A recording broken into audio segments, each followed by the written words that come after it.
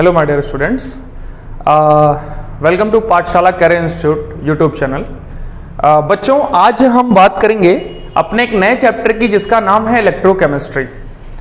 पिछले सेक्शन में हम लोगों ने एक चैप्टर खत्म किया था पूरा का पूरा, जो था हमारा सॉल्यूशन।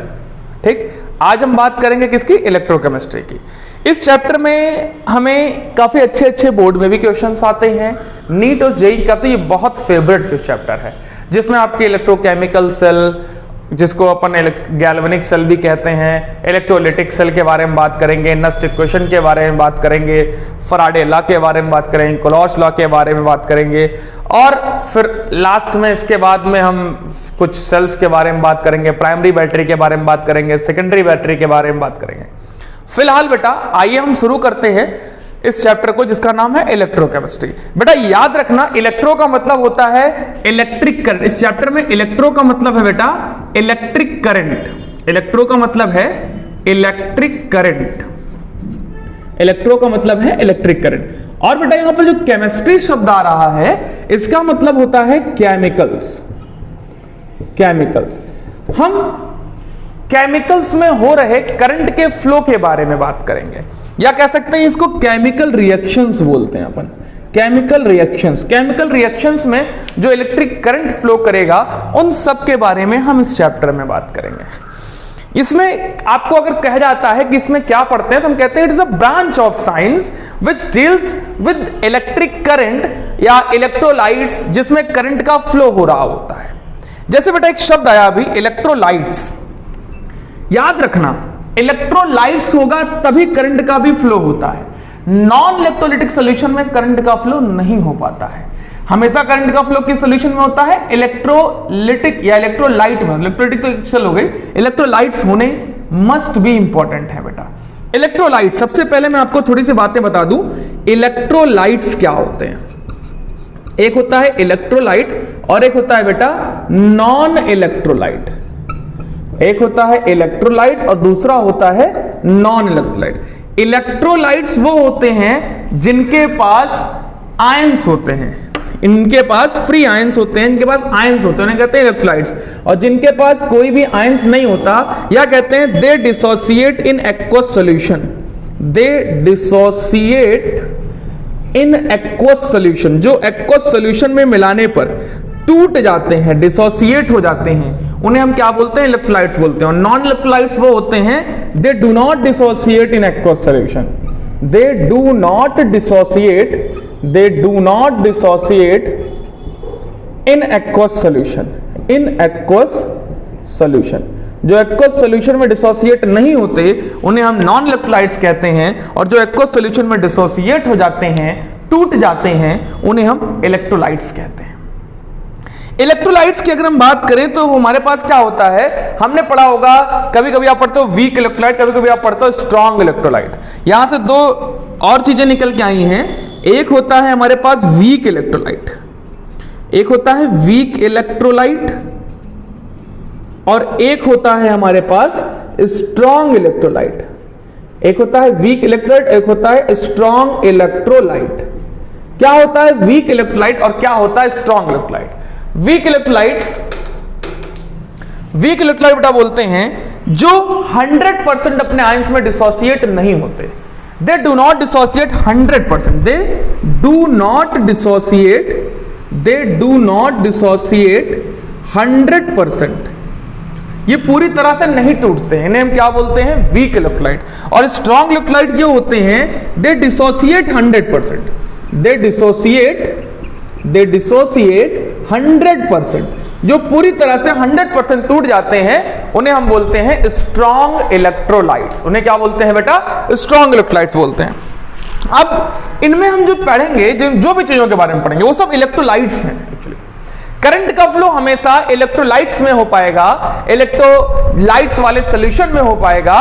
जहां पर इलेक्ट्रोलाइट्स नहीं होंगे, वहां पर करंट का फ्लो नहीं हो पाएगा। आपको मैं एक चैप्टर पढ़ाऊंगा जिसका नाम है इक्विलिब्रियम। उस चैप्टर में हमारे पास आता है केमिकल इक्विलिब्रियम और आयनिक इक्विलिब्रियम। केमिकल इक्विलिब्रियम में हम लोग पढ़ेंगे, सॉरी आयनिक इक्विलिब्रियम में हम लोग, केमिकल इक्विलिब्रियम में तो सिर्फ रिएक्शंस के बारे में पढ़ते हैं, लेकिन आयनिक इक्विलिब्रियम में डिग्री ऑफ डिसोसिएशन के बारे में पढ़ेंगे। जिसका डिग्री ऑफ डिसोसिएशन 1 होता है वो 100% टूट रहा होता है, और जिसका डिग्री ऑफ डिसोसिएशन 1 से कम होता है वो 100% अपने आयंस में टूट नहीं रहा होता है। तो आइए इसके आगे बात करते हैं, और यहां पर हम जब बढ़ेंगे तो हमारे पास निकल के आएगा दो तरह की बैटरीज, दो तरह की सेल्स निकल के आएंगी। बैटरी की बात तो अलग बात में हो जाएगी, दो तरह की सेल्स निकल के आएंगी। मैं आपको बताऊंगा थोड़ा सा कि क्या हम बैटरी शब्द यूज कब करेंगे, सेल कब यूज करेंगे। फिलहाल 2 टाइप्स ऑफ सेल क्या होती हैं, 2 टाइप्स ऑफ सेल होती है हमारे पास। कितने तरह की सेल्स पढ़नी है हमको, 2 तरह की सेल्स पढ़नी है। एक होती है हमारे पास इलेक्ट्रोकेमिकल सेल, एक होती है हमारे पास इलेक्ट्रोकेमिकल सेल, इलेक्ट्रोकेमिकल सेल जिसको हम गैल्वेनिक सेल भी बोलते हैं, जिसको हम गैल्वेनिक सेल भी बोलते हैं। और दूसरी होती है हमारे पास इलेक्ट्रोलिटिक सेल, इलेक्ट्रोलिटिक सेल, दूसरी होती है हमारे पास इलेक्ट्रोलिटिक सेल। इन दोनों सेल्स में थोड़ा थोड़ा डिफरेंस होता है, इन दोनों सेल्स में थोड़ा थोड़ा डिफरेंस होता है। अगर मैं बात करूं थोड़े से डिफरेंस की, जो मामूली से डिफरेंस है, ये जो होता है इलेक्ट्रोकेमिकल सेल या गैल्वेनिक सेल, ये स्पॉन्टेनियस होता है, ये स्पॉन्टेनियस होता है। जबकि ये इलेक्ट्रोलिटिक सेल है, इसमें जो रिएक्शन होती है वो नॉन स्पॉन्टेनियस रिडॉक्स रिएक्शन होती है, नॉन स्पॉन्टेनियस रिडॉक्स रिएक्शन। यहां पर चीजें आ गई कि ये रिडॉक्स रिएक्शन क्या होती है, फिर स्पॉन्टेनियस नॉन स्पॉन्टेनियस क्या होता है। समझो बेटा, रिडॉक्स रिएक्शन का मतलब क्या होता है, आपको एक अलग से पूरा चैप्टर बताया जाएगा रिडॉक्स रिएक्शन के बारे में। फिलहाल इसमें देखो 2 शब्द आ रहे हैं, रेड और ऑक्स। रेड का मतलब होता है जहां पर रिडक्शन हो रहा हो उसे कहते हैं रेड, और ऑक्स उठाया गया है ऑक्सीडेशन से। ऐसी रिएक्शन जिसमें रिडक्शन और ऑक्सीडेशन दोनों हो रहा हो, ऐसी रिएक्शन जिसमें रिडक्शन और ऑक्सीडेशन दोनों हो रहा हो, उस तरह की रिएक्शन को हम लोग बोलते हैं रिडॉक्स रिएक्शन। और रिडॉक्स रिएक्शन भी हमारे पास यहां देखेंगे, एक जो अपने आप हो रही हो और एक जो जबरदस्ती कराई जा रही हो। एक रिएक्शन जो अपने आप हो रही है उसे कहते हैं स्पॉन्टेनियस रिडॉक्स रिएक्शन, और जो एक रिएक्शन हम जबरदस्ती कराते हैं या नेचुरल नहीं होती है उसे कहते हैं नॉन स्पॉन्टेनियस रिएक्शन। अब अपने आप कैसे हो रही है, क्या चीज है, समझो थोड़ा सा। आपने पढ़ा है गिब्स के बारे में, गिब्स फ्री एनर्जी के बारे में। इन्होंने एक फॉर्मूला दिया था, delta G equals to delta H minus T delta S. एक फॉर्मूला था delta G equals to delta H minus T delta S. यहां पर डेल्टा जी जो बता रहा है ये गिब्स फ्री एनर्जी को बता रहा है, गिब्स फ्री एनर्जी को बता रहा है, और इसी एनर्जी को हम कहते हैं यूजफुल वर्क को बता रहा है। Energy is equals to useful work भी होता है, कितना वर्क कर रहे हैं, कितनी एनर्जी यूज हो रही है किसी भी वर्क को करने में, वही कहलाती है गिब्स फ्री एनर्जी। यहां पे डेल एच जो है वो इंथैल्पी को बताता है, डेल एच क्या बताता है, इंथैल्पी को बताता है। टी अपना टेम्परेचर है, और डेल एस जो होता है ये इंट्रॉपी को बताता है। किसको बताता है, इंट्रॉपी को बताता है। इंट्रॉपी का मतलब होता है डिग्री ऑफ रैंडमनेस या डिसऑर्डरनेस। जब हम कहीं पर डिसऑर्डरनेस रैंडमनेस ज्यादा होती है तो इंट्रॉपी भी ज्यादा हो जाती है। कहते हैं स्पॉन्टेनियस रिडॉक्स रिएक्शन वो रिएक्शन होती है जिसमें एनर्जी डेल्टा जी की वैल्यू लेस देन 0 होती है। इसको अगर हम एक शब्द में कहें तो नेगेटिव होती है। जिसमें गिब्स फ्री एनर्जी की वैल्यू लेस देन 0 होगी उसे हम कहते हैं स्पॉन्टेनियस रिडॉक्स रिएक्शन। अच्छा, नॉन स्पॉन्टेनियस रिडॉक्स रिएक्शन क्या होती है, जिसमें डेल्टा जी की वैल्यू, समझो, जिसमें डेल्टा जी की वैल्यू ग्रेटर देन 0 निकल के है, जिसमें डेल्टा जी ग्रेटर देन 0 होती है उसे कहते हैं नॉन स्पॉन्टेनियस रिडॉक्स रिएक्शन। और ऐसी रिएक्शन नेचुरल नहीं होती, जबरदस्ती कराई जाती है, हमें इन्हें कराना पड़ता है, इन्हें एनर्जी देनी पड़ती है। इसके पास एनर्जी सेव होती है, जबकि इसके पास एनर्जी रिलीज हो जाती है पूरी की पूरी। अच्छा, इसमें 2-3 शब्द और निकल के आएंगे, कैथोड निकल के आएगा और एनोड निकल के आएगा। याद रखना, कैथोड नेगेटिव या पॉजिटिव ये डिसाइड नहीं है इस चैप्टर में। कैथोड नेगेटिव है कि पॉजिटिव है ये डिसाइड नहीं है। अगर हम इलेक्ट्रोकेमिकल सेल बात कर रहे होंगे, इस पर चार्ज कौन सा होगा, अगर हम इलेक्ट्रोकेमिकल सेल बात कर रहे होंगे तो वहां पर कैथोड पॉजिटिव होगा, एनोड नेगेटिव होगा। अगर हम इलेक्ट्रोकेमिकल सेल बात कर रहे होंगे तो वहां पर मैं यहां पर लिख दूं थोड़ा सा, इलेक्ट्रोकेमिकल सेल में, ये थोड़े से अगर आप यहीं से याद रखेंगे तो आपके लिए ये चैप्टर आसान हो जाएगा। यहां पर हम लिख सकते हैं, यहां पर कैथोड इलेक्ट्रोकेमिकल सेल में कैथोड जो होता है वो पॉजिटिव टर्मिनल होता है, और जो एनोड होता है वो नेगेटिव टर्मिनल होता है। किसमें? इलेक्ट्रोकेमिकल सेल में। जबकि इलेक्ट्रोलिटिक सेल क्या होता है, इसमें जो कैथोड होता है वो नेगेटिव होता है, और जो इसमें एनोड होता है वो पॉजिटिव होता है। ये दो चीजें यहां पर हम अगर अभी से याद रखेंगे तो आगे हमारे लिए चैप्टर थोड़ा सा आसान हो जाएगा। इलेक्ट्रोकेमिकल सेल में कैथोड पर जो चार्ज होगा वो पॉजिटिव होगा, एनोड पर जो चार्ज होगा वो नेगेटिव होगा। जबकि इलेक्ट्रोलिटिक सेल में कैथोड पर जो चार्ज होगा वो नेगेटिव होगा और एनोड पर जो चार्ज होगा वो पॉजिटिव होगा। एक बात और यहां पे अगर आप याद कर सकते हो तो कर लो, कैथोड पर हमेशा, चाहे वो इलेक्ट्रोकेमिकल सेल हो चाहे वो इलेक्ट्रोलिटिक सेल हो, कैथोड पर हमेशा रिडक्शन होगा। कैथोड पर हमेशा रिडक्शन होगा और एनोड पर हमेशा ऑक्सीडेशन होगा। कैथोड पर हमेशा रिडक्शन होगा और एनोड पर हमेशा ऑक्सीडेशन होगा। ये बातें यहां पर अगर आप याद करके चलेंगे ना तो आपके लिए यह चैप्टर बहुत ही आसान होने वाला है। आप इस चैप्टर के सारे क्वेश्चंस बहुत आराम से निकाल लोगे, ये मेरा वादा है आपसे। लेकिन इन चीजों को थोड़ा सा गौर से अच्छे से रिवाइज कर लेना और अच्छे से पढ़ लेना। आओ इस चैप्टर में आगे की तरफ बढ़ते हैं।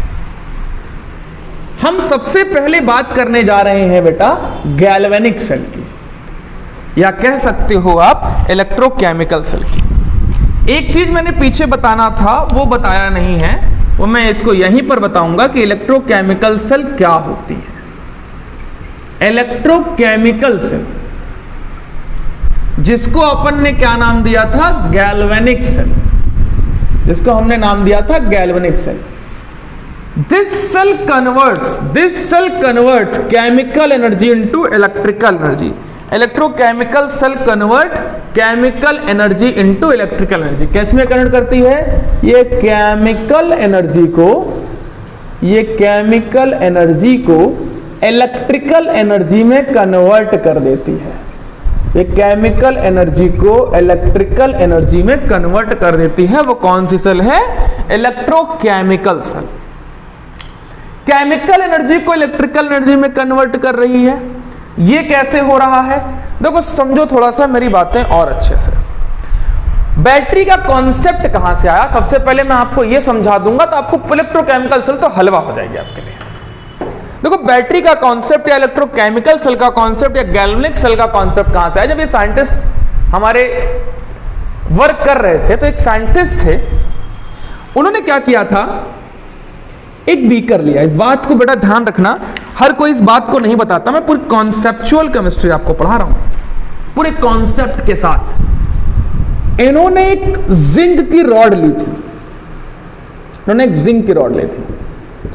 और इस जिंक की रॉड को डिप कर दिया था एक CuSO4 के सॉल्यूशन में।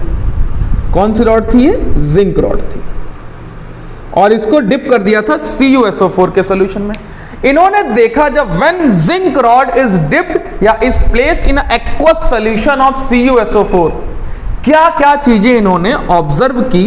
इन चीजों की स्टडी जब हम करते हैं तो हमें पता लगता है कि इलेक्ट्रोकेमिकल सेल या गैल्वेनिक सेल का कॉन्सेप्ट कहां से आया।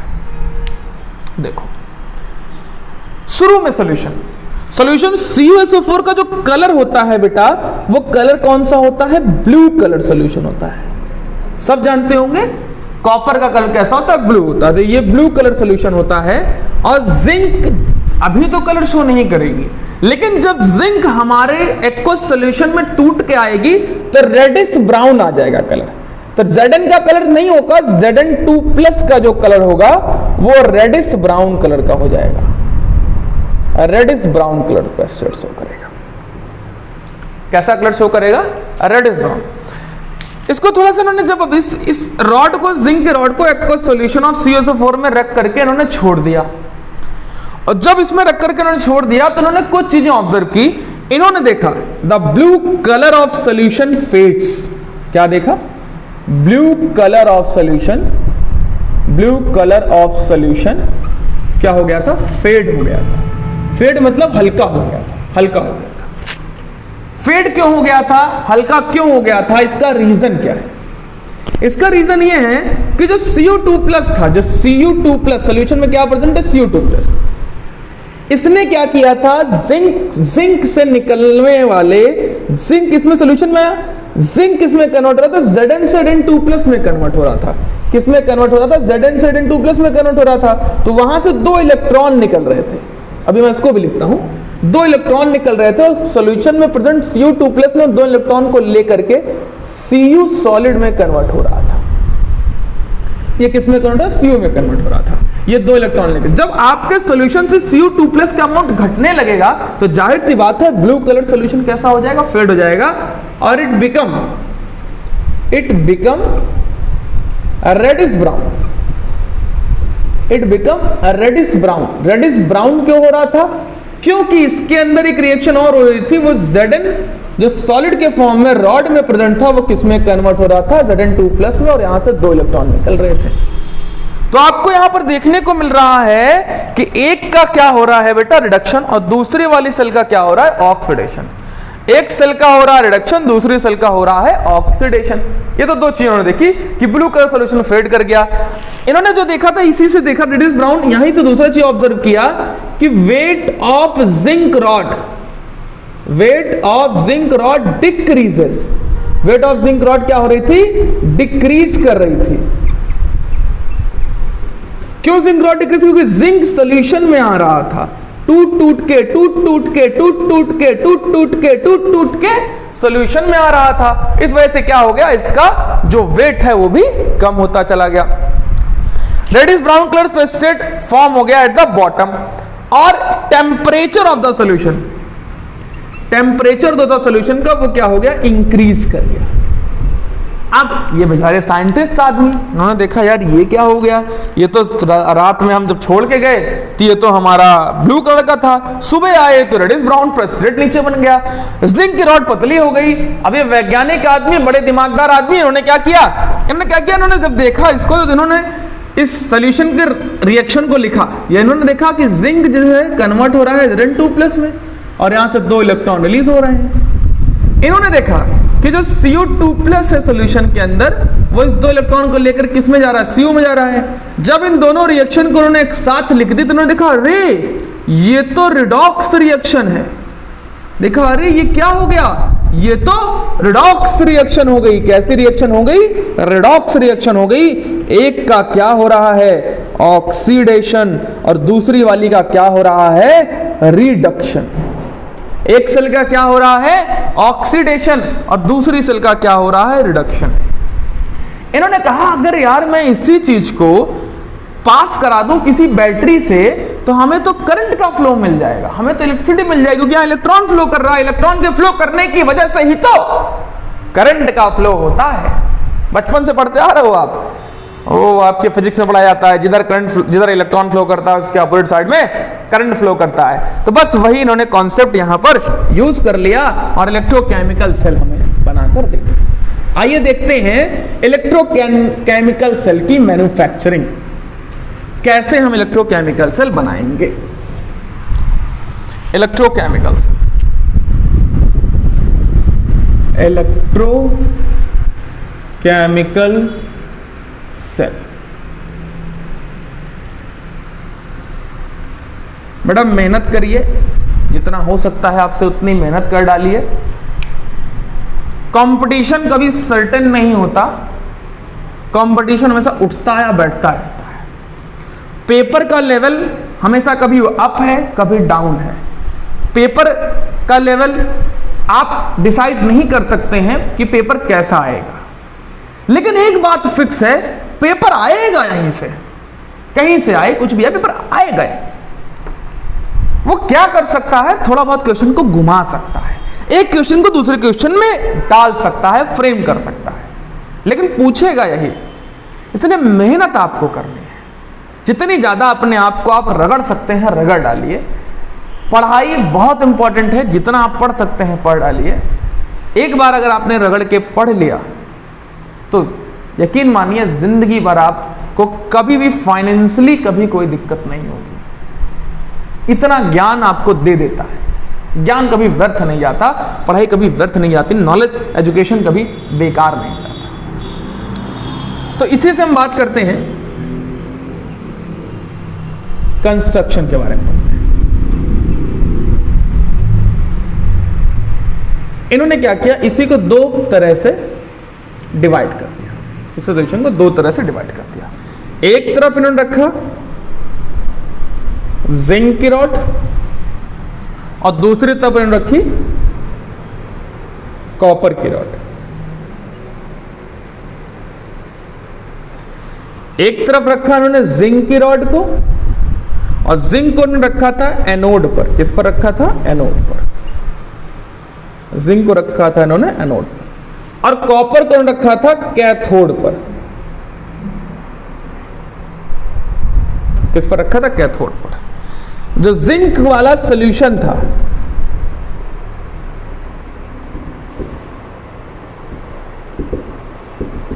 देखो, जिंक वाला जो सॉल्यूशन था वो ये जो रॉड है ये जिंक की रॉड है और ये जो रॉड है ये कॉपर की रॉड है।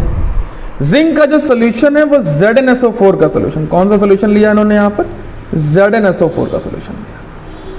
और यहां पर जो सॉल्यूशन रखा है इन्होंने वो CuSO4 का सॉल्यूशन।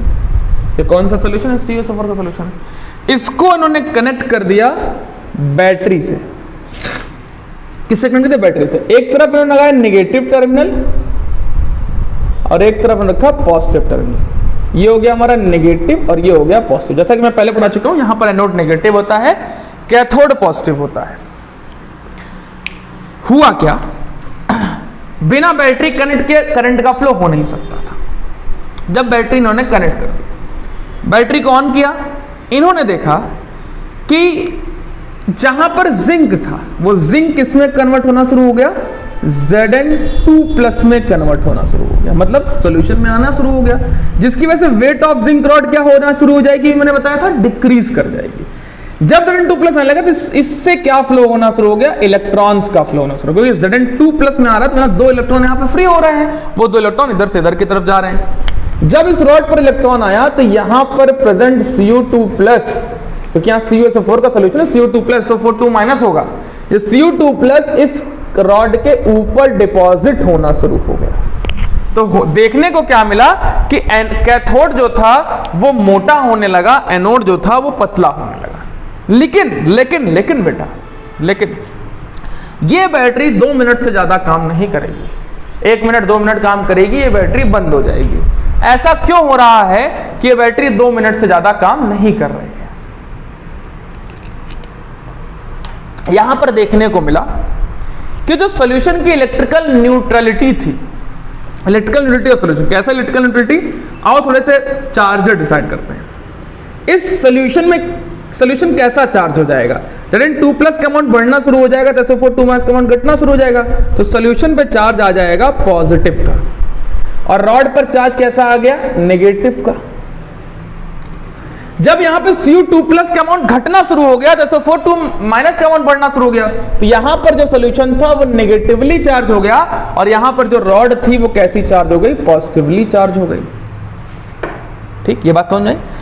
रॉड यहां पर नेगेटिव चार्ज, यहां पर रॉड पॉजिटिव चार्ज, यहां पे सॉल्यूशन पॉजिटिव चार्ज, यहां पे सॉल्यूशन नेगेटिव चार्ज हो गया।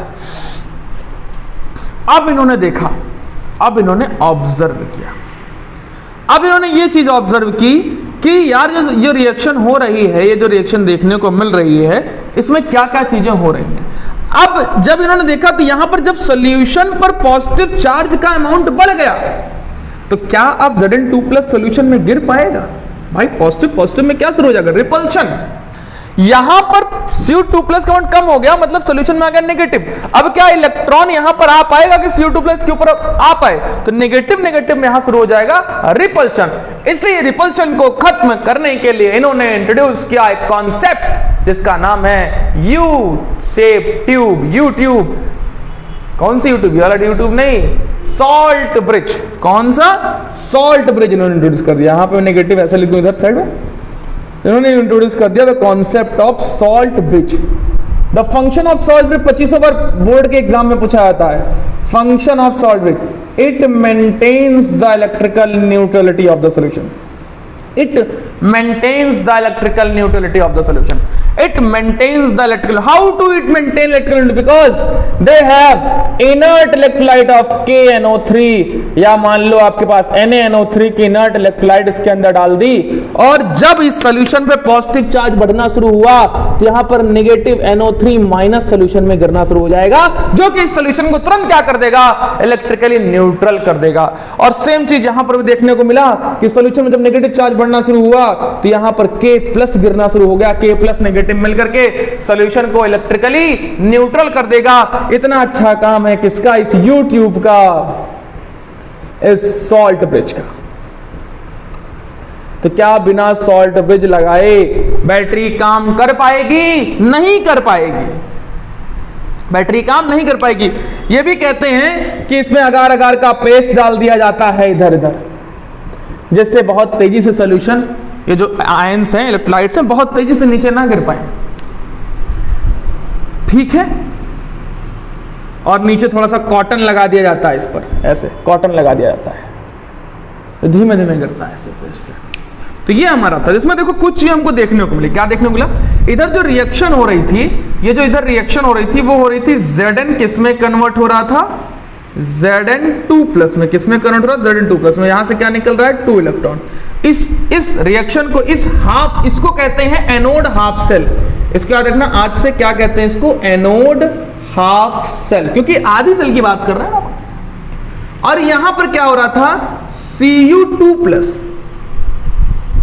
Cu2+ यहां से 2 इलेक्ट्रॉन ले रहा था और किस में जा रहा था? Cu में जा रहा था। किस में जा रहा था? Cu में जा रहा था। और यहां पर आपको देखने को मिलता है कैथोड हाफ सेल। इस सेल को कहते हैं कैथोड हाफ सेल। और जब एनोड हाफ सेल और कैथोड हाफ सेल की कंप्लीट सेल रिएक्शन लिखते हैं, कंप्लीट सेल रिएक्शन, और जब इसकी कंप्लीट सेल रिएक्शन लिखते हैं तो हम लिखते हैं Zn converts into Zn2+ plus 2 electron. इसको हमने कहा एनोड हाफ सेल। और देन 2 इलेक्ट्रॉन यहां से रिलीज जो हो रहा था उसको Cu2+ ने लिया और एक कन्वर्ट हो गया Cu में, और इसको हमने कह दिया कैथोड हाफ सेल। और यहां से याद रखना, हाफ सेल कब होगा? जब भी इलेक्ट्रॉन लिखा मिले किसी भी सेल रिएक्शन में, अगर इलेक्ट्रॉन है तो वो हाफ सेल है, इलेक्ट्रॉन नहीं है। जैसे यहां पर देखो, यहां पर क्या होगा? इलेक्ट्रॉन्स कट गए। जब इलेक्ट्रॉन्स कट गए तो ये कंप्लीट सेल रिएक्शन, ये कंप्लीट सेल रिएक्शन है, क्योंकि यहां पर इलेक्ट्रॉन का कॉन्सेप्ट नहीं है यहां पर बीच में, और बिना इलेक्ट्रॉन्स को जोड़े आप रिएक्शन नहीं बना सकते। यहां पर आपको देखने को मिल रहा है ऑक्सीडेशन, और यहां पर आपको देखने को मिल रहा है रिडक्शन। और ऐसी सेल कहलाती है complete cell reaction, galvanic cell reaction. ये क्या कहलाती है? हमारी गैल्वेनिक सेल रिएक्शन। तो आपको मेरे ख्याल से ये पूरा मैन्युफैक्चरिंग समझ में आई होगी कि कैसे इसकी मैन्युफैक्चरिंग करते हैं, कैसे इस सेल को हम बनाते हैं, कैसे इलेक्ट्रोकेमिकल सेल को बनाते हैं, कैसे गैल्वेनिक सेल को बनाते हैं, और किस प्रकार से ये वर्क करता है। लास्ट में चलते चलते अपन आपको सिखाएंगे, मैं आपको सिखाने जा रहा हूं कि इस रिएक्शन का रिप्रेजेंटेशन कैसे करते हैं। इस सेल, जैसे मान लो एक रिएक्शन लिखी है, तो रिएक्शन की रिप्रेजेंटेशन कैसे करते हैं? Representation of chemical reaction, representation of chemical cell reaction. आइए मैं आपको बताता हूं इसकी रिप्रेजेंटेशन कैसे करते हैं। यहां तक आपने नोट कर लिया? यहां तक आपने नोट कर लिया? चलिए आगे बढ़ते हैं। हम हेडिंग डालेंगे रिप्रेजेंटेशन ऑफ केमिकल रिएक्शन, हैं डालेंगे representation of chemical reaction, representation of chemical reaction, representation of chemical reaction. Chemical reaction की रिप्रेजेंटेशन कैसे करते हैं बेटा, समझो बात को, इसकी रिप्रेजेंटेशन कैसे करते हैं समझो। अगर मान लो कोई रिएक्शन लिखी है तो इसमें क्या करते हैं, ऐसे बीच में 2 लाइनें खींचते हैं, 2 लाइनें खींचते हैं। इधर जो लिखते हैं ना वो एनोड हाफ सेल होती है, एनोड, और ऐसे करके इधर साइड में हम इलेक्ट्रोलाइट लिखते हैं। क्या करते हैं, इधर जो हम लिखेंगे वो इलेक्ट्रोलाइट्स होंगे, एनोड के इलेक्ट्रोलाइट होंगे। फिर इधर हम क्या करते हैं, कैथोड के इलेक्ट्रोलाइट्स लिखते हैं, कैथोड के इलेक्ट्रोलाइट्स लिखते हैं, और इधर हम कैथोड जो सॉलिड होता है उसको लिखते हैं। जैसे मान लो आपके सामने लिखा है Zn/Zn2+, यहां से डबल लाइन खींचा, फिर यहां लिख दिया इसने Cu2+/Cu। ये जो ना Zn जिंक सॉलिड है और ये भी सॉलिड है, ये एनोड है, ये कैथोड है, और जो बीच में डबल लाइन दिख रही है ना, ये सॉल्ट ब्रिज को दिखाती है, ये सॉल्ट ब्रिज को दिखाती है। और डायरेक्शन ऑफ द रिएक्शन कैसे जा रही है, Zn से Zn2+ जा रहा है। इसको देख करके आप लिखते हो जिंक से किधर जा रही है रिएक्शन, Zn2+ की तरफ आ रही है। और यहां पर इधर से इधर की तरफ रिएक्शन देखोगे, क्योंकि एनोड पर मैंने कहा था ऑक्सीडेशन होगा, कैथोड पर क्या होगा, रिडक्शन। तो रिडक्शन इधर Cu2+ Cu की तरफ क्या हो रहा है, रिडक्शन हो रहा है। तो अगर यहां पर आप लिखना चाहोगे तो क्या लिखोगे, Cu2+, यहां पे 2 इलेक्ट्रॉन इसने लिया और इधर क्या हो रहा है, Cu में कन्वर्ट हो रहा है। ये आप जब इसको लिखते हो तो इस तरह से पूरी केमिकल रिएक्शन को रिप्रेजेंट किया जाता है। इस पूरी केमिकल रिएक्शन को मोल्टन एक्वस होगा, ये एक्वस मोल्टन होगा, ये सॉलिड होगा, इस तरह से इस पूरी केमिकल रिएक्शन को रिप्रेजेंट किया जाता है। आपसे इससे बहुत अच्छे प्रॉब्लम्स आती हैं, बहुत अच्छे क्वेश्चंस आते हैं इस पर बेस्ड। लेकिन अभी जब तक हम नस्ट इक्वेशन नहीं सीखेंगे तब तक इसकी प्रॉब्लम को हम नहीं कर पाएंगे। तो अगले में पूरा मैं आपको डेरिवेशन सिखाऊंगा कि नस्ट इक्वेशन कहां से डिराइव्ड हुई और कैसे नस्ट इक्वेशन पर छोटी मोटी प्रॉब्लम्स आती हैं, किस तरह की प्रॉब्लम्स हमको नस्ट इक्वेशन पे करनी होती है, उन सभी प्रॉब्लम्स को भी हम करेंगे। तो यहां पर आज की बात हम यहीं खत्म करते हैं और उम्मीद करता हूं आपकी तैयारियां अच्छी चल रही होंगी, आप सब मेहनत कर रहे होंगे, मन लगा के पढ़ाई करिए। और यहीं पर हम ये लेक्चर ख़त्म करते हैं और उम्मीद करता हूँ आपको अच्छा लगा होगा। धन्यवाद।